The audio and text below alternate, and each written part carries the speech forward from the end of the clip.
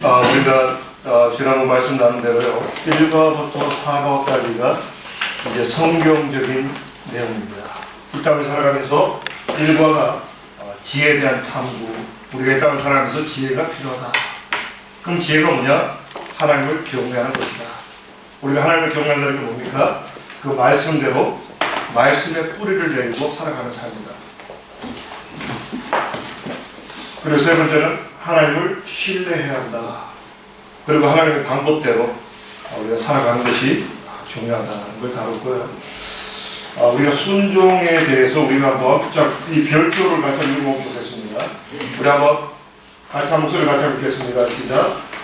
신뢰와 순종은 하나님과의 관계에 있어서 원래를 가릴 수 없이 중요한 요소다.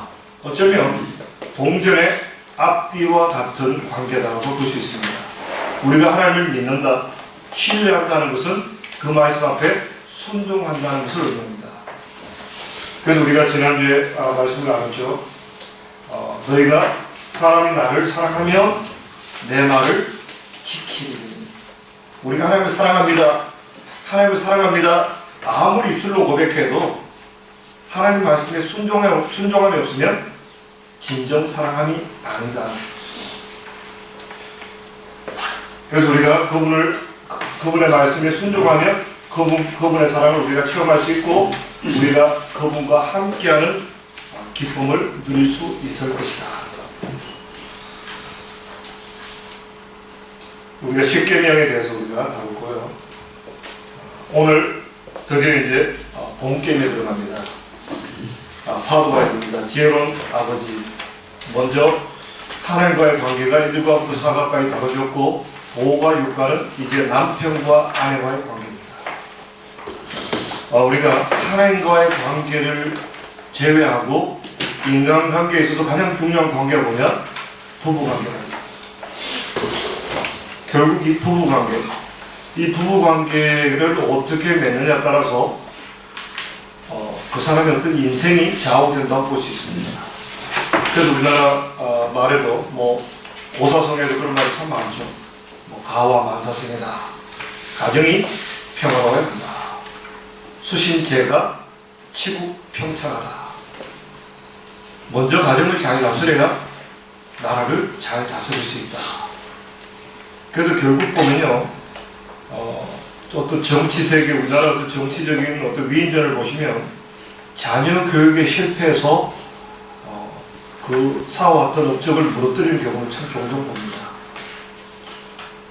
결국은요, 가정생활 속에서 이 부부관계, 올바른 부부관계를 잘 알고 잘 유지하는 것이 인생사에 있어서 참 중요한 문제다.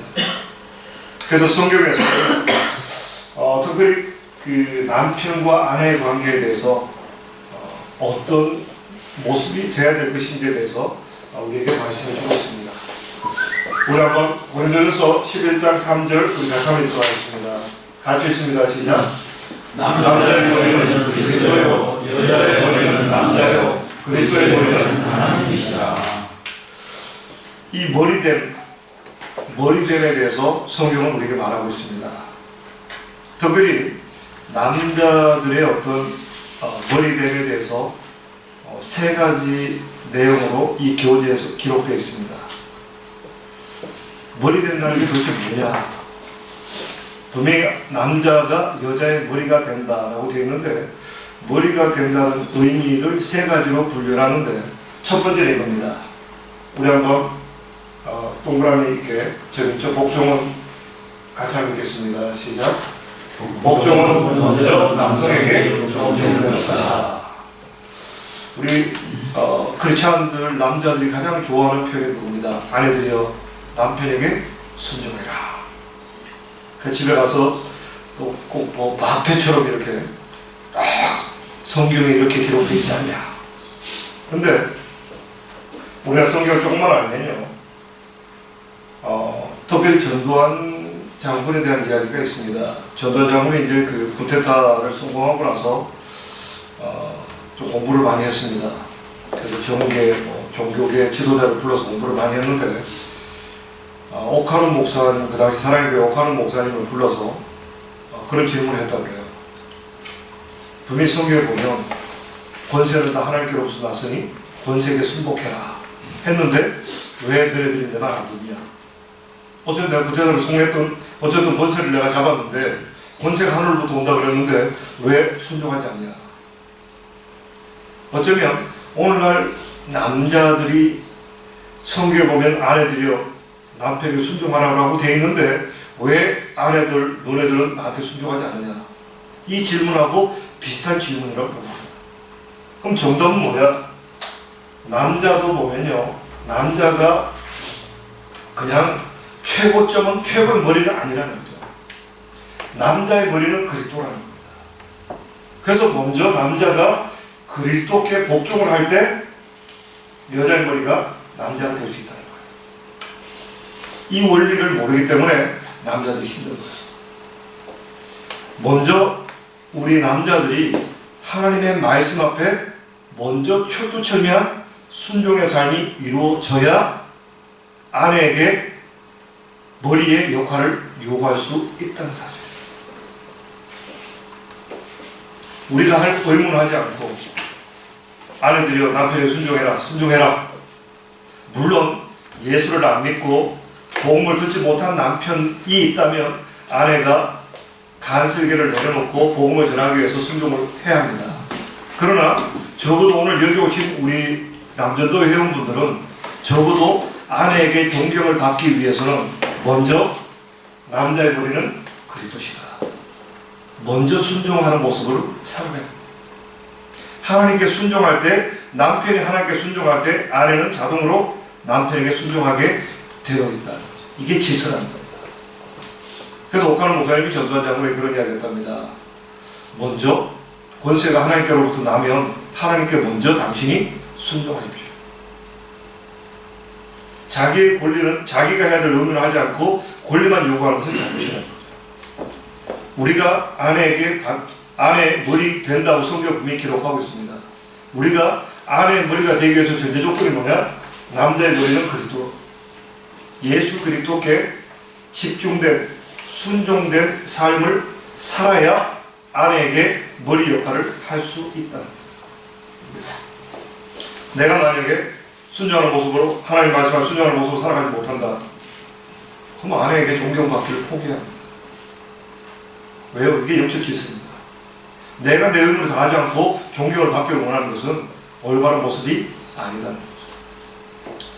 오늘 오전에 마도와야 되겠습니다. 염려하지 마십시오. 연도에는 무조건 남편에게 순복하라. 그걸 가르쳤습니다. 근데 이제 우리끼리 하는 이야기지만 우리끼리 성경으로 정확하게 보면 먼저 남자가 그리스도께 순종해야 한다. 자, 한번 밑에 다시 한번 잘못 눌러갔습니다.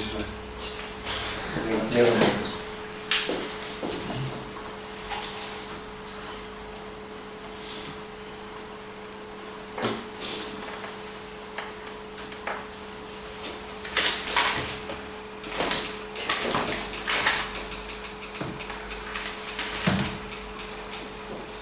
자, 우리 한번 복종 문제 남성에게 요청되는 것이니까 밑에 한번 같이 한번 볼까요? 같이 있습니다. 시작. 당신이 진정으로 아내와 가족들의 머리가 되고자 한다면 그 전에 당신 인생에서 먼저 복종이 일어나야 한다. 내가 복종하지 않으면서 남에게 복종받고자 하는 건 잘못된 거예요. 그래서 성경을 보시면요, 하나님의 사람들의 어떤 쓰임받는 방법을 보면 요수아가 뭡니까? 요수아가 역할이 모세의 종이었습니다. 철두철미하게 섬기는 훈련을 받은 자가 리더가 됐다. 엘리사도 마찬가지죠. 엘리사가 이웃 나라에서 엘리사가 도대체 누구냐 하니까 그렇게 표현합니다. 엘리야의 손에 세수할 때 손에다가 물 부어주는 사람입니다. 그게 엘리사였습니다. 먼저 복종이 준비된 자만이 복종을 받을 수 있다. 그래서 우리 성도의 삶은 기본적인 삶은요, 너희가 피차 서로 복종하라. 우리 어떤 한국 사람의 사고의식 속에는요, 유교적인 사고 구조가 들어가 있습니다. 어떤 지배해야 한다. 지배하고 억압하고 힘 있는 자가 눌러야 된다. 이게 유교적인 사고방식입니다. 하나님께서 원하시는 것은요, 너희가 서로 피차 복종하라. 우리의 가치관을 바꿔야 합니다. 내가 이제 그리스도 하나님 말씀 앞에 순종해야 합니다. 주님의 뜻은 뭡니까?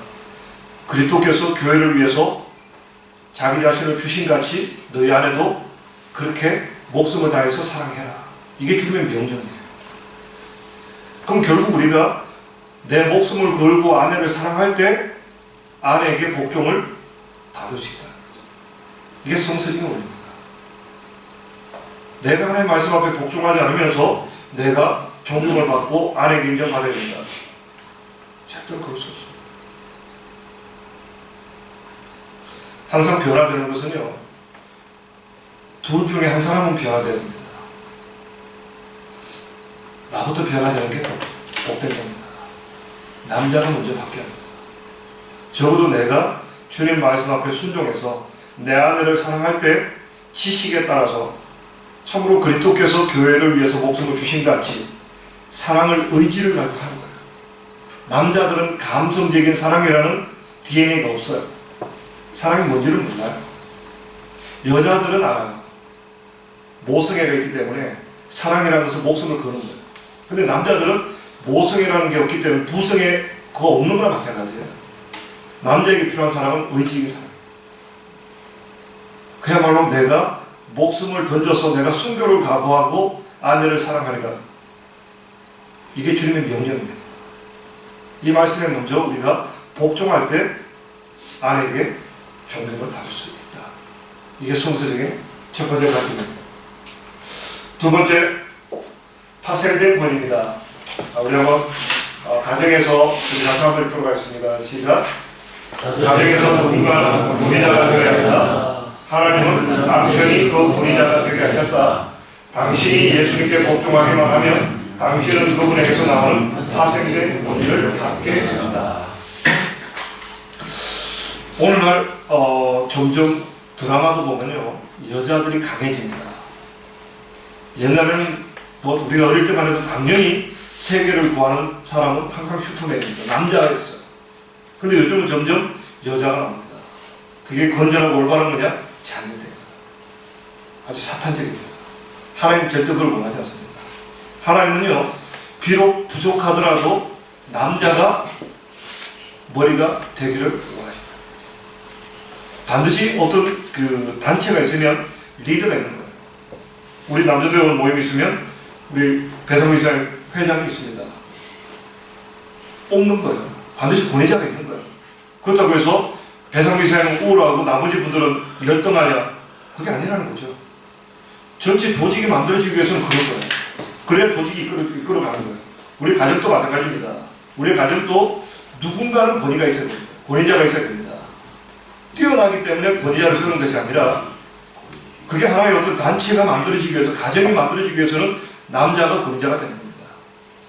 그리고 남자가 권위자가 되고 예수님께 복종하기만 하면 당신은 그분에게서 나오는 파생된 권위를 받게 된다.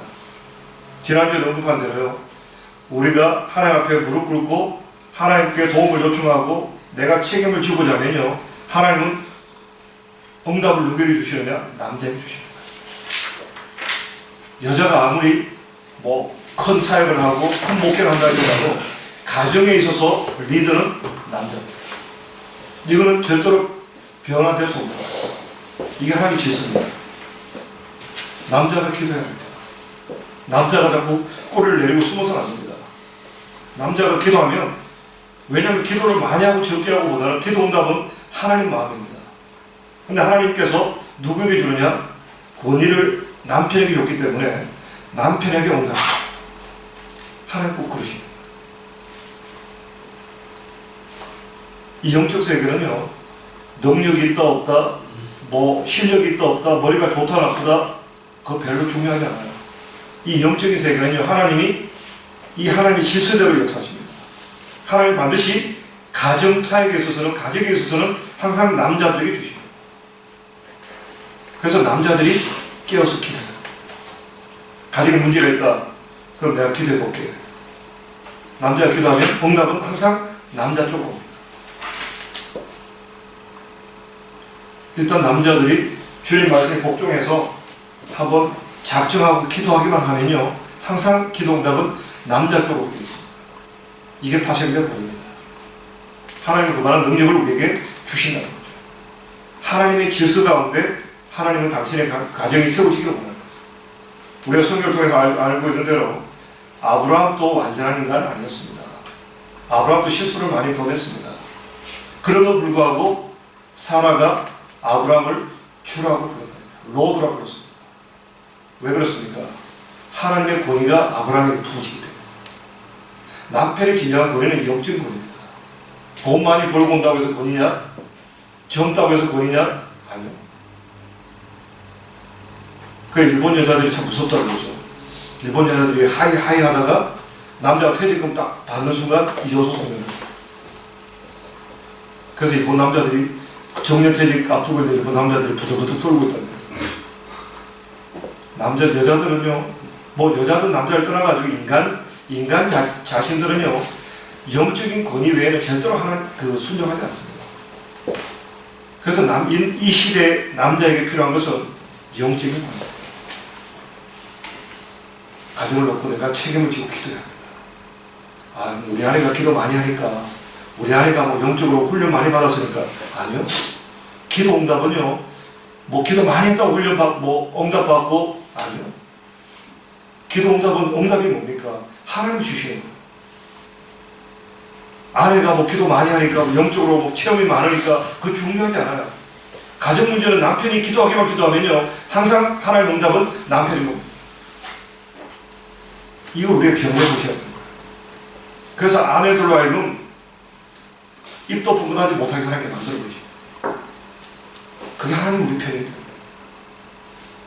왜 우리 그러잖아요. 시어머니가 오면 며느리 잡잖아요. 왜 잡을까요? 며느리가 안 예뻐서 잡을까요? 우리 아들 고생시킬까봐. 그래서 군기 잡는 거예요. 우리 아들 고생 못 시키게. 남자 부엌에 못 들어가게 하고, 어디 남자가 부엌에 들어가자고 그러고, 분명히 집에 내려있을 때 아들로 있을 때는 시큰 부엌에 들어가게 가만히 내버려 두시다가 장가가고 나면 부엌에 못 들어가게 하는 거죠. 왜 그렇습니까? 며느리 훈련시키는 거죠. 우리 아들이 어떤 아들인데 아들이 고생할까봐 며느리를 고생시켜서 우리 아들을 이렇게 높이 세우는 게 그게 부모 마음이에요. 하나님 아버지 마음도 그렇다는 거예요. 하나님 누구 편을 드시냐? 남자 편을 드세요. 그래서 남자들이 도대체 남자로 태어난 것의 이권이 뭐냐? 예전에는 남자로서 특권이 많았지만 요즘 점점 남자들이 특권이 없어요. 요즘 여자가 더 세요. 어디 가서 남자가 힘을 발휘할 수 있는가? 이 영적 세계. 영적 세계는 하나님은 철두철미하게 지시하는 거예요. 여자의 머리는 남자다. 남자의 머리는 그리스도다. 남자가 하나님 말씀에 순종하고 이제 하나님 뜻대로 살겠습니다 하고 모든 일을 주님께 기도하고 묻고 나가면 하나님의 모든 가정사에 대한 응답은 하나님 남자를 통해서 주시고, 구약에 보시면요, 여자 선지자가 가끔 나옵니다. 뭐 한나도 나오고 뭐 이렇게 여자 용사도 나오죠. 근데 하나님이 여자 용사를 쓸 때는 가만히 보면요, 항상 타락하시고 쓸만한 남자가 없을 때 여자를 써요. 그게 하나님 일하시는 방법이에요. 우리가 성경을 가만히 보세요. 항상 여걸이 나오는 때는 언제냐? 남자라고 쓸만한 남자라고 씨가 말랐을 때 하나님이 답답하실 때 여자를 쓰시죠. 하나님은 항상 남자를 쓰십니다. 왜? 이게 영적 질서예요. 그래서 제가 교회에서도 보면 요즘 뭐 열려 있어가지고 여자 권사님도 대표기도 하시고 여자 집사님도 대표기도 하는데 제가 가능하면 고소하고 있습니다. 남자가 쓰는 게 하나님 지습니다. 이 영적인 권위, 하나님께서 주신 것은 남자에게 주신 영적인 권위입니다. 뭐 여성, 인권 해가지고 요즘 종교계에서도 뭐 여자 목사를 세우고 뭐 여자 이렇게 좀 세워야 된다. 이게 타락한 시대이기 때문에 그게 가능한 거예요. 남자가 쓸만한 존재가 없으니까 여자 목사 쓰는 거예요. 하나님께서. 남자가 세워놓으니까 제대로 못하는 거예요. 정치도 그렇잖아요. 어디서 여자 대통령 세우겠어요? 남자들이 다 쓰고 빠져가지고 쓸만한 남자가 없으니까 여자 대통령이 나오는 거예요. 특별히 영적 세계는 하나님이 철두철미합니다. 남자들이 하나님 말씀을 붙잡고 내가 하나님 말씀대로 살겠습니다 하는 순간부터는요, 항상 하나님은 남자를 두려워하지. 그래서 두려워하지 마십시오. 다른 어떤 지적인 세계나 감성적인 세계나 이런 쪽은 여자들이 앞설 수 있습니다. 심지어 뭐 경제적인 능력까지도 이제는 여자들이 많이 가져가는 시대입니다. 그렇다고 남자가 겁내지 마십시오. 남자에게 주신 것은 영적인 것입니다. 남자가 기도하기 시작하면요, 하나님이 남자가 기도하면 여자가 만약에 남편에게 잘하지 못한다, 하나님께서 손대십니다. 여자들은 굉장히 이렇게 영적으로 이렇게 좀 이렇게 빨라요. 하나님 딱 손대시면 겁을 내고 딱 멈춥니다. 남자가 하나님 말씀을 바로 살기를 결단하고 바로 서면 아내는 자동으로 잡힙니다. 억지로 목소리 높이고 뭐 큰 소리로 본인을 잡으려고 하고, 안 되니까 막 주먹을 동원하고 뭐 집어 던지고 그런다고 해서 여자는 절대로 안 바뀝니다. 여자는 강해요. 절대로 집어 던진다고 해서 여자가 바뀌느냐? 한두 번은 놀라운 척 하다가 이제 그것도 한 두세 번 하고 나면 이제는 약발이 떨어져서 안 됩니다. 같이 던져, 같이. 영국 여자는 더 무섭대요. 영국 여자는요, 칼을 집어 던진대요. 보수하면 영국 여자들은 골격이 좋아, 한국 여자들은 뼈대가 약해가지고 남자가 큰 소리 치면 겁을 내는데, 영국 여자들은 뼈대가 좋아가지고 남자가 막 싸우고요, 프라이팬으로 치고 막 부엌에 칼을 집어 던져서 남자들이 무서워서 도망간대요. 그런다고 여자가 바뀌었냐? 안 바뀝니다. 근데 여자를 딱 잡을 수 있는 것은 하나님 주신 원리입니다. 남자가 딱 기도하기 시작하면 여자는 자동 잡힙니다. 이거는 뭐 예외가 없습니다. 한번 실습해보세요. 이게 성경의 가르치는 내용입니다. 내가 이제 하나님 말씀에 순종하겠습니다 하고 남자가 결단하기 시작하면요, 가정의 질서는 자동으로 잡힙니다. 우리가 딴 방법, 세상적인 방법 동원하지 않아도 됩니다. 자, 한번 우리 베드로전서 3장 7절 같이 한번 보겠습니다. 같이 읽습니다. 시작. 남편들아, 이와 같이 지식을 따라 아내와 동거하고 이는 너희 기도가 막히지 아니하게 하려 합니다. 베드로서를 보면, 베드로가 보면요, 상당히 좀 강했던 남자잖아요. 이 바울서신과 이렇게 베드로서를 보면 가만히 보면 좀 그런 차이가 있어요. 바울을 보면 굉장히 좀 신사적이고 논리적이에요. 근데 베드로를 보면 좀 가부장적인 스타일이에요. 그래서 보면 여자를 연약한 욕이 생략됐는데, 땡땡땡 욕 생략됐는데, 여자는 연약한 존재다. 그러므로 이렇게 지식에 따라서, 이 지식에 따라라는 표현이 있습니다. 여자는요, 우리가 적어도 여자의 심리에 대해서 좀 공부 좀 하셔야 됩니다. 우리가 세상 일을 할 때도 책을 보고 준비하잖아요. 우리 여자를 좀 공부할 필요가 있어요.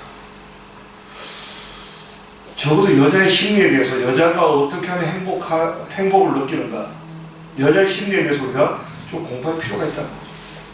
그래서 이런 지식에 따라서 아내와 동거하는 거죠.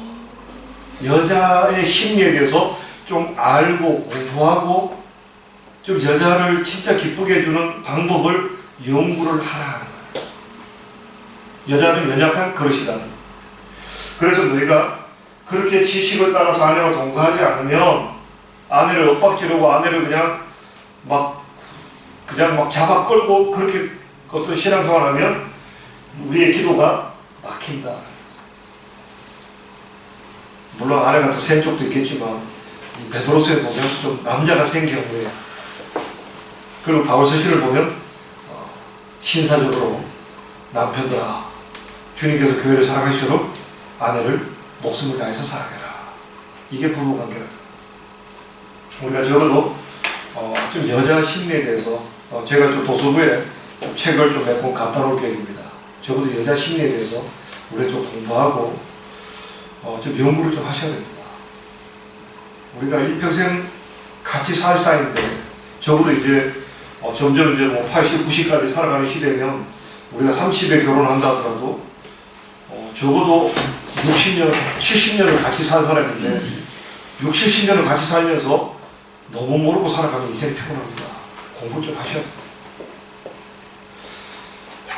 여자분에 대해서, 여자 심리에 대해서 나는 누구보다 정통하다.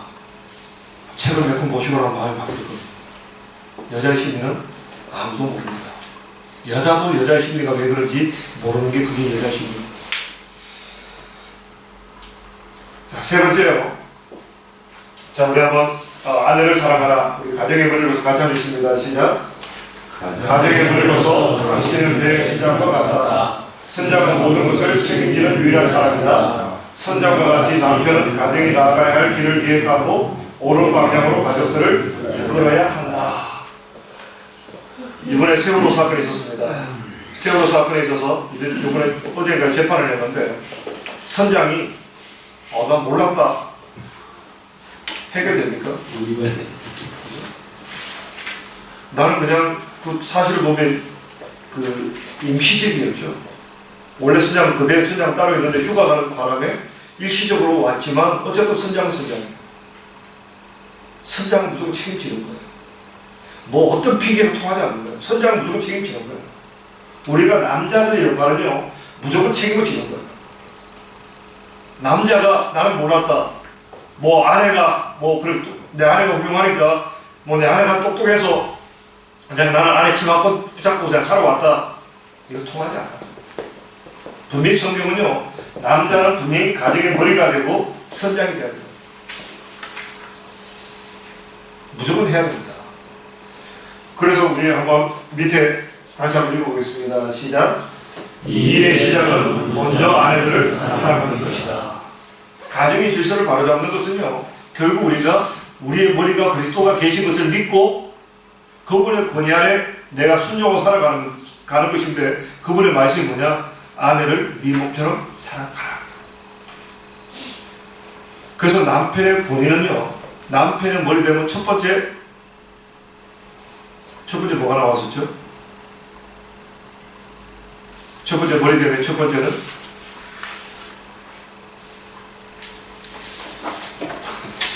다시 해볼까요? 머리 되면 첫 번째 남자들은 복종이 있어야 됩니다. 두 번째가 파생된 권위가 있어야 합니다. 권위. 그리고 세 번째는요 아내를 사랑하는데 아내를 사랑한다는 말은요 희생이란 말이에요. 우리가 희생해야 합니다. 아내를 사랑하기 위해서는요 내 간설계를 내려놔야 합니다. 내가 아내를 위해서 죽으리라. 혹시 한번 이 시간에 한번 솔직하게 나는 내 아내를 위해서 죽을 각오를 하고 있다. 솔직해서 사람이 손들어. 어느 사람이 손들지. 우리는 이미 갔어, 지났어. 나는 아내를 위해서 죽을 각오가 되겠다. 안 만들어요. 포탄 떨어졌습니다. 포탄 떨어지면 논두렁을 다 논두렁 밑으로 숨을 사람들이 많아요. 근데 실제로 우리가 의지를 가지고 그렇게 살아가셔야 됩니다. 내가 아내를 위해서 목숨을 아내에게 위험한 일이 닥치면 내가 대신 죽으리라 각오하고 살아야 됩니다. 이게 사랑이랍니다. 남자는 아까 말씀드린 대로 남자에게는요 본능이라는 게 없어요. 사랑이라는 본능이 없어요. 가끔 보면 그렇잖아요. 여자분들은 막 애가 차에 치니까 차를 번쩍 들어버립니다. 이거는 본능이에요. 근데 남자에게 그런 본능이 없어요. 그럼 어떡합니까? 스스로 세뇌시켜요. 나는 아내를 위해서 죽어요. 나는 아내를 위한 아내에 의한 아내의 남편이다. 왜요? 이게 하나님 뜻입니다. 남편들아 아내를 사랑하기를 주께서 교회를 사랑해서 자기 목숨을 드린 같이 사랑해라. 이게 명령입니다. 우리가 이 각오가 있어야 됩니다. 그때 우리가 이 하나님 말씀 앞에 이게 순종이에요. 이 순종이 될 때 아내는 남편에게 순종하게 되어 있습니다. 그래야 질서가 생깁니다. 이게 하나님께 원하시는 이게 질서예요. 그래서 항상 이 희생이라는 것은 가정의 책임을 져야 되는데 남자가 가정의 책임을 질 때 가장 중요한 게 뭐냐? 아내를 위해서 죽을 각오를 합니다. 이게 책임지는 거예요. 적어도 애들은요 아빠보다 엄마가 더 낫습니다. 아내가 역할이 98%, 남자들 한 2% 역할밖에 자녀 교육에 배가 도움이 안 됩니다. 근데 사실 그 2%가 굉장히 중요한 요소입니다. 그러면 결국 남자 해야 될 일은 뭐냐? 아내를 위해서 목숨을 버릴 각오야. 이게 성경에 나오는 지식이고 이게 성경의 원리입니다. 제가 그런 생각을 안 해보셨다면 지금부터 작정하십시오. 그게 순종입니다. 우리가 하나님을 신뢰한다면요, 그분의 말씀을 순종하는 거예요. 그분의 뜻은 아내를 네 목숨을 던져서라도 네 아내를 사랑하라. 이게 하나님 답입니다. 나는 못하겠는데요. 나는 뭐 그렇게 안 됩니다. 아니요. 하나님 말씀에는요, 하나님의 명령에는 안 됩니다. 필요 없어요. 무조건 해야 됩니다. 거기서 남자의 영적 권위가 생깁니다. 권위라는 게 그렇게 쉽게 생기는 게 아닙니다. 남자가 남자로서 살아가는 게 남자로서의 권위가 목소리 높인다고 해서 그게 권위가 생기는 게 아니라 남자의 권위는 내 아내를 위해서 목숨을 던질 각오로 살아갈 때 거기서 권위가 생깁니다. 거기서 우리 자녀들이 아버지를 존경하고 아내가 남편을 존중합니다. 이게 성경에서 말하는 권위입니다.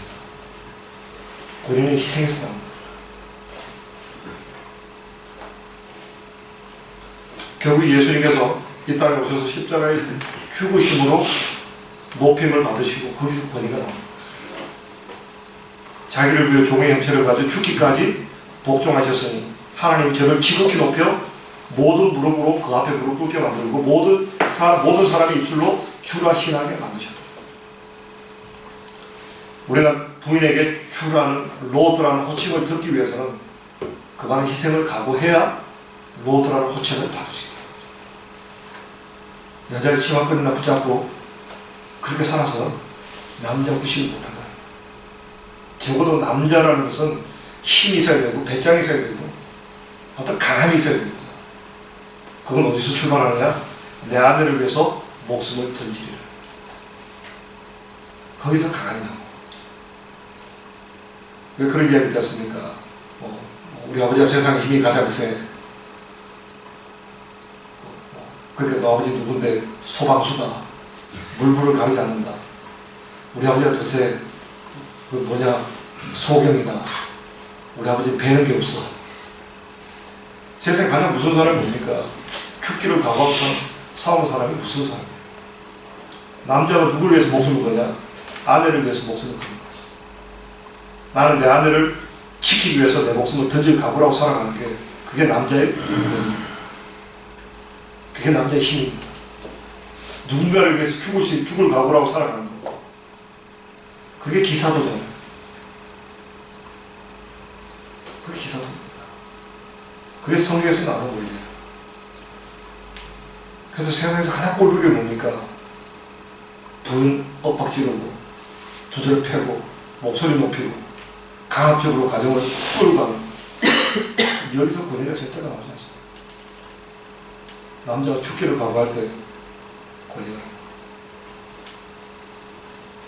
죽기를 각오해도 여자가 안 변하면 어떡하냐? 남자가 하나님의 말씀에 순종해서 죽기를 각오하면요 하나님이 부인을 바꾸고 계십니다. 왜냐? 하나님 지세하십니다. 세상은 그렇게 바뀝니다. 야곱이 12아들이 있었습니다. 그 중에 쓸만한 아들은 요셉 하나밖에 없었어요. 근데 결국 야곱이 12아들이 12지파가 됩니다. 그야말로 시족의 조상이 되는 거죠. 그 10명의 형들, 동생을 팔아먹고 파렴치한 그 형들이 족장이 된 거예요. 어떻게 됐을까요? 요셉 한 사람이 변화됨을 통해서 그 형들을 떠안음으로 말미암아 12명의 형제가 족장이 됩니다. 이게 하나님이 일하시는 방법입니다. 하나님은요, 나 한 사람이 변화되면 내 아내도 바꾸고 내 자녀들도 바꾸고 우리 주변에 있는 사람들을 바꿔버리십니다. 항상 문제는 어디서 출발하냐? 나라. 내가 죽기를 각오하고 하나님의 말씀에 순종하기로 결단하면 우리의 운명은 바뀝니다. 아내는 남편에게 복종하고 자식 잘 키우면 됩니다. 책임이 없어요. 근데 남자는 책임을 집니다. 어떤 책임을 지느냐? 내 아내를 위해서 내가 목숨을 던지는 거예요. 내가 당신이 위기에 있으면 내가 목숨을 걸고 당신을 지키겠다. 이게 남자의 권위입니다. 그렇게 작정을 하시고 세뇌를 하셔야 돼요. 이게 남자다움입니다. 여기서 여자는 감동합니다. 이게 성서적이에요. 이게 어떤 테크닉이 아니라 이게 성서적인 원리입니다. 우리가 상식적으로 생각을 해봐도 남자가 목숨 걸겠다는데 어느 여자가 그런 남편에게 순종 안 하겠습니까? 여자는 원래요 사랑하면 순종하게 되어 있습니다. 하나님이 그런 본능을 집어넣어 놓으셨어요. 남자는 아무리 사랑해도 순종을 복종을 잘 안 하지만 여자들은 남편을 남자를 사랑하는 순간부터 복종하기 시작합니다. 이게 오토매틱이에요. 근데 적어도 아내가 움직일 수 있는 것은요 남자다움을 봤을 때 여자는 변한다. 남자다움은 내 아내를 위해서 내가 목숨을 던지겠다. 이게 신앙생활입니다. 신앙생활은요 죽기를 각오하고 하는 거예요. 항상 멀쩡하게 써가지고 물에 물 탄 듯이 그 신앙생활을 해야 되는 거죠. 그래서 요한계시록 보면 뭡니까? 마지막 7교회 중에 라오디게아 교회 예수님 책망하십니다. 네가 뜨겁든지 차갑든지 미지근하면 내가 내치리라.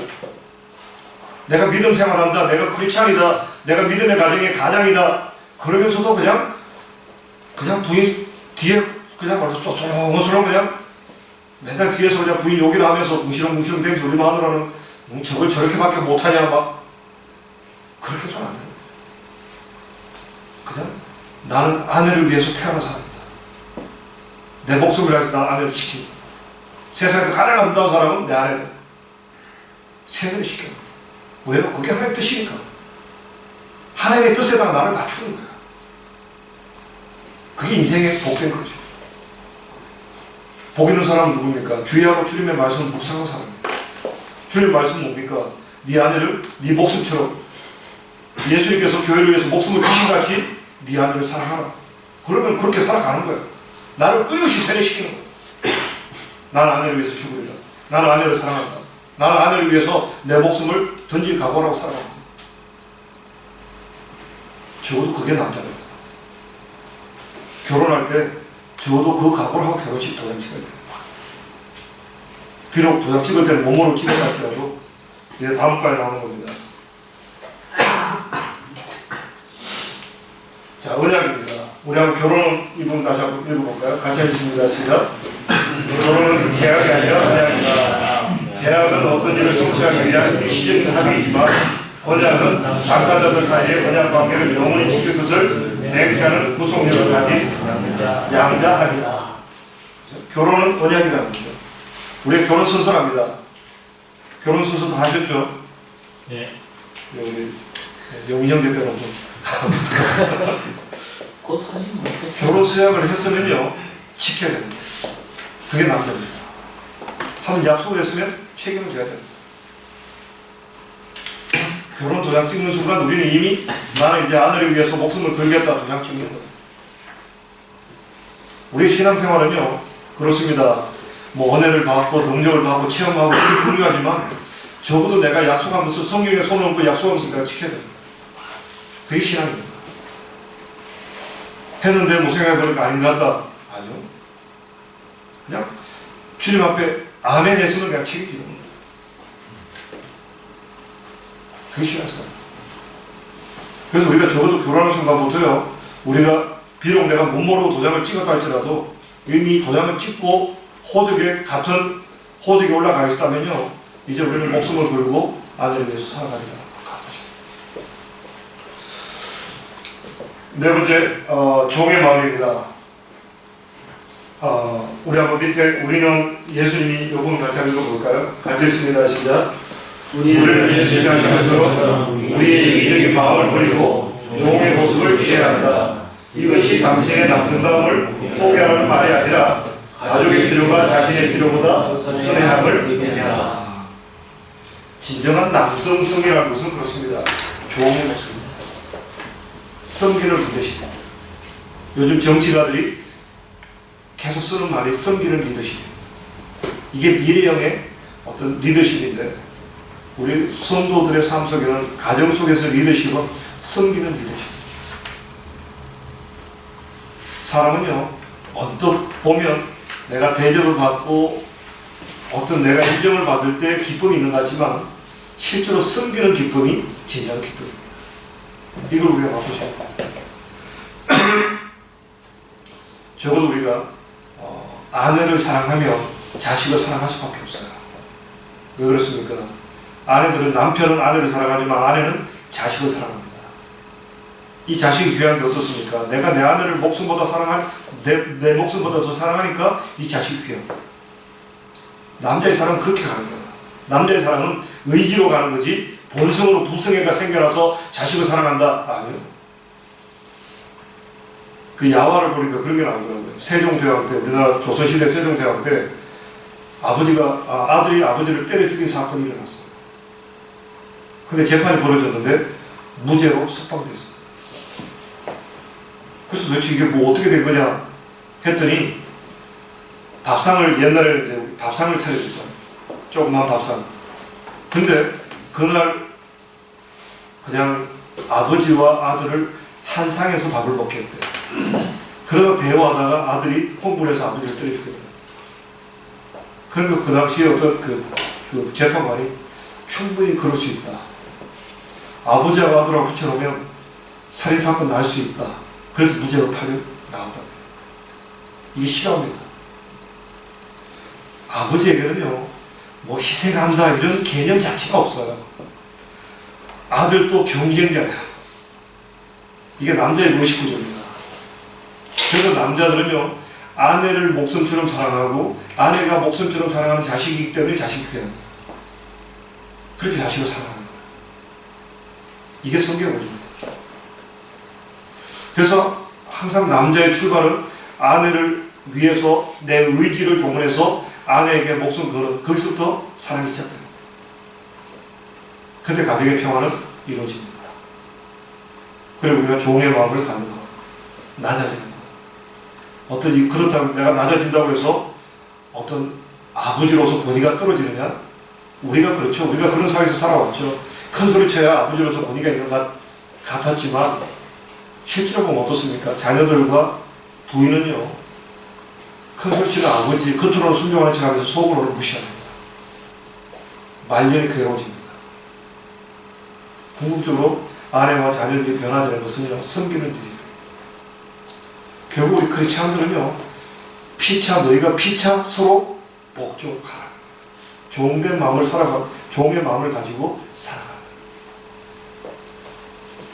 아내를 위해서 사랑할 때 어설프게 사랑하면 좀 이렇게 사랑하는 척 하는데 아내가 나를 무시하면 보자 하니까 내가 참았더니 나를 무시해? 이미 실패하는 겁니다. 고비가 있어요. 딱 순종하다 보면 아내가 나를 이렇게 누르려고 하는 것처럼 느낄 때가 있어요. 그때 우리 어떡합니까? 주님의 말씀이기 때문에 내가 더 순종합니다. 나를 더 비워버립니다. 나를 아예 죽여버립니다. 그때 아내는 우리 남편 진짜 변했네요. 그때부터 아내는 바뀝니다. 이게 성선의 원리입니다. 아무쪼록 저는 이번 오후가 공부하시면서 좀 결론입니다. 아내를 위해서 죽을 각오하십시오. 남자는 아내를 위해서 목숨을 걸어요. 뭐 조국을 위해서 목숨 걸겠다. 그런 포함된 생각하지 마시고 아내를 위해서 목숨을 걸 수 있는 사람은요, 조국을 위해서도 목숨 던질 수 있습니다. 아무리 꿈이 커도요, 내 현실 문제 하나 해결하지 못하면 그 꿈이 이루어지지 않습니다. 우리의 첫 단계는 아내를 위해서 먼저 죽기를 각오합니다. 내가 이제 아내를 위해서 죽습니다. 다시 한번 손을 들도록 하겠습니다. 이제 내가 아내를 위해서 죽으리라 하는 거 손 드시고 그래, 말을 지키는데. 요즘은 뭡니다. 다 빨리. 다 들었다고. 빨리 들어. 카메라 저쪽으로 좀 24는 바로 보여요, 지금. 손을 드세요. 빨리 들어. 왼손 빨리 들라고. 아니, 당신은 좀 많은데 집사람이 54 얼굴만 나오니까 지금 남들이 손들었는데 화면이 찍히면서 54 얼굴만 나오니까 빨리 손들어요. 자, 다시 한번. 빨리. 왼손을 들이 왼손을 그렇지. 아, 다른 분이에요? 감사합니다. 아이, 여기 한 개 사람들도 안 하겠습니다. 지키는데. 이게 지금 우리가 웃고 편안히 그냥 이렇게 절끼는 이야기가 아니라요. 이게 성세다움입니다. 이게 남자다움. 우리가 오늘 또 손을 든 그 용기를 가지고 한번 실천하시는, 적어도 다음 한 주간 동안 내가 아내를 위해서 죽을 각오로 내가 아내를 한번 사랑해 보리라. 한번 실천해 보시고 오늘 또 교제 시간에 또 나눠보시고 다음 주간에 오셔서 얼마큼 실천되었는지 실제로 어떤 변화가 있었는지를 좀 나누는 시간을 가졌으면 좋겠습니다. 우리 함께 기도드리겠습니다. 할렐루야. 살아계신 아버지 하나님, 우리에게 참된 지혜를 주심으로 우리가 이 땅을 살아가는 동안 풍성한 삶을 누리게 하시고 복된 삶을 살아갈 수 있도록 인도하시오니 감사드립니다. 아버지 하나님, 이제 오늘 우리가 귀한 말씀 들어사오니 귀로만 듣는 것이 아니라 실천함으로 우리 삶의 변화를 경험하게 도와주시고 우리 가정의 변화를 경험하게 도와주시고 참 우리 삶 가운데 역사하시는 하나님의 역사를 체험할 수 있는, 눈으로 볼 수 있는 아름다운 은혜를 더하여 주시옵소서. 참으로 다음 한 주간이 주 안에서 복된 아름다운 시간들 될 수 있도록 인도하여 주시옵소서. 예수님 이름으로 기도합니다. 아멘. 우리 하나님께 영광을 돌립니다.